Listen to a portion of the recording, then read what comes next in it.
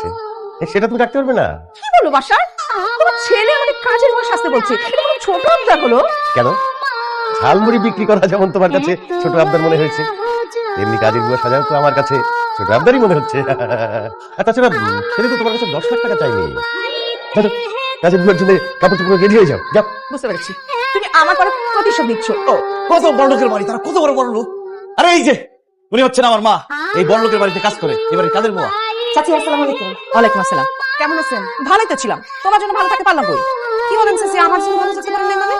না মানে আমি তো খুব কাজ পাগল, মানে কাজের মধ্যে ব্যাঘাত ঘটলে না আমার একদমই ভালো লাগে না। এই যে তুমি এসছো, তোমার সাথে কথাবার্তা বলছি, আমার কাজে ব্যাঘাত ঘটলো না। দেখছো আমার মা কি কাজ পাগল মানুষ, এই বাড়ি ছাড়াও আর 3টা বাড়িতে কাজ করে। ছোটা বুয়া শাশুড়ি দেখে কিন্তু বোঝা যায় না শাশুড়ি 3টা বাসায় কাজ করে। হাত পাড়ি কি পরিষ্কার, চেহারা কি মুটমুটা। কারণ আমি রেগুলার পার্লারে যাই, ফেসিয়াল করি, সেই জন্য। শাশুড়ি পার্লারে যান?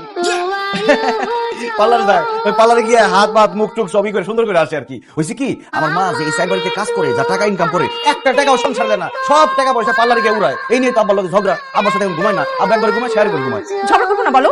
আমি কত কষ্ট করে মানুষের বাড়িতে টাকা ইনকাম করি, সেই টাকা আমি সংসারে দেবো? তাহলে কেন আমি বিয়ে করেছি বলো? কেন আমার হাজবেন্ড আছে? শাশুড়ি মনে হয় অনেক শিক্ষিত। আর কিছু শিক্ষিত, 1 নম্বরের মূর্খ।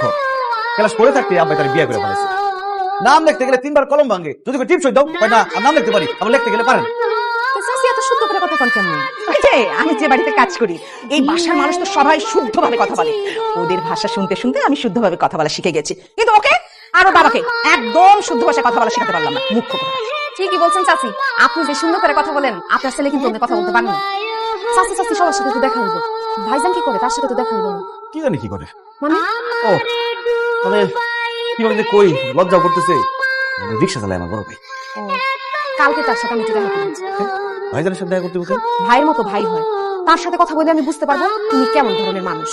এত বড় একটা সিদ্ধান্ত নিব, তার সাথে কথা না বলে কি নেওয়া যায়? কালকে তুমি তার সাথে আমার একটু দেখা করে দিও। ঠিক আছে। আজকে আমার ভাইয়ের রিক্সায় তোমার বসাইয়া সারা শহর ঘুরামু। ভাইজানের কষ্ট হইব। আরে কিছু কষ্ট হইব, ভাই তো ছোটবেলা থেকে রিক্সা চালায়, পুরো গন্ডারের আমরা। আসো, ভাড়া লাগবে না। আরে খারাপ হয়ে যাচ্ছে, আমার তো আর্জেন্টটা খারাপ। আরে এর আর বেশি আসছে, চালো চালো চালো, আসো আসো। বসো। আরে না আমাকে ভাই খুব ফ্রি মাইন্ডেড, চালো চালো। না, মা, রিয়াকে না পেলে আমি নেশা করবো, তোমার ছেলে একটা নেশাখোর, এটা তুমি মানতে পারবে? না ভাইয়া, রিয়াকে না পেলে 12 নম্বরের মাথায় আমি গুন্ডামি করবো, মাস্তানি করবো। তোমার ভাই গুন্ডামি মাস্তানি করতেছে, এটা তুমি সহ্য করতে পারবে? না, তাহলে একবার শেষবারের মতো তোমরা গরিব সাজো, আমি যে বাড়িটা ভাড়া করছি সেই বাড়িটা তুমি চলো। ঠিক আছে, তোর ভালোবাসা জয় করার জন্য আমরা না হয় আবার গরিব সাজবো। হ্যাঁ ঠিক আছে, কিন্তু বাবা আমাদের বাসা দেখানো কোথায়?